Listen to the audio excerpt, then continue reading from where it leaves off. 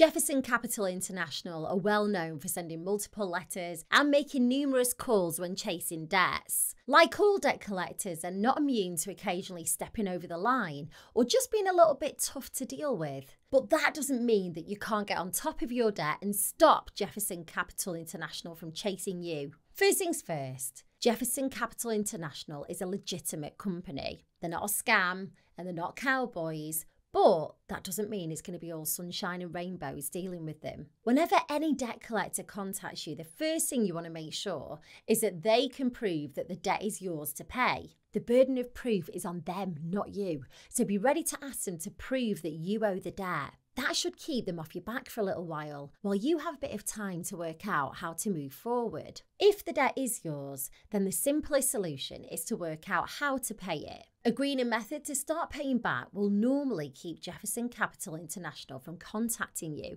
assuming that you stick to your agreement. Sadly, that's easier said than done, especially if you didn't know that you had debt in the first place. Luckily, you don't always have to pay all the debt back. If you're struggling financially, then there are options out there that could help. While these solutions aren't all suitable for everyone, you might find one or two that could work well for you. I'll run through them quickly here. First up, debt management plans. They're an informal agreement that you make with the creditors to pay back your debts at a lower, more affordable rate. Normally, that means paying less each month, but over a longer time frame. The catch is that you can't include all your debts in a debt management plan. Credit card debt, personal loans, and an overdraft can all go in, but court fines and mortgage arrears sadly can't be part of it. Next, there's debt relief orders. They freeze all your debt payments for a full year, and then if your situation hasn't changed after 12 months, the debt's written off. You make no payments towards the debt in the 12 months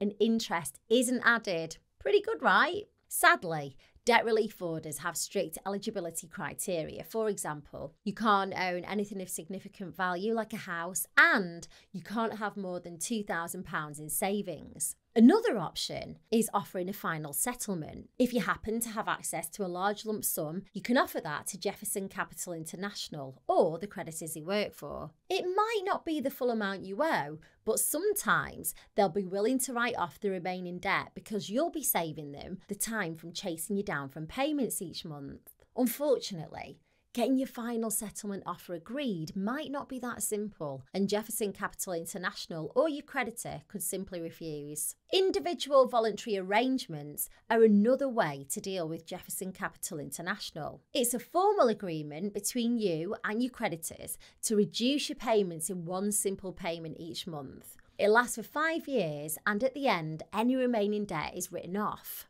Again, like with all these options, there are catches. IVAs are legally binding, so you need to keep up with the terms that you agree to. Otherwise, you'll be back to square one with Jefferson Capital International. But all the time it's in place, you shouldn't hear from Jefferson. Bankruptcy is probably the most famous option. You may already know, but with bankruptcy, all your assets are reviewed, so some may be sold off to pay back your debt. After a year, any remaining debt will be written off. And like an IVA, during a year of bankruptcy, you shouldn't hear from Jefferson Capital International. Of course, bankruptcies have some obvious downsides, mainly that some of your belongings may be sold to pay for your debt and your credit score will become very low. Paying back your debts, whether in full or using a method that I mentioned earlier, will ensure that you keep Jefferson Capital International at bay. Unfortunately, you can't just ignore them. They're likely to be persistent, which could make matters worse. Jefferson Capital International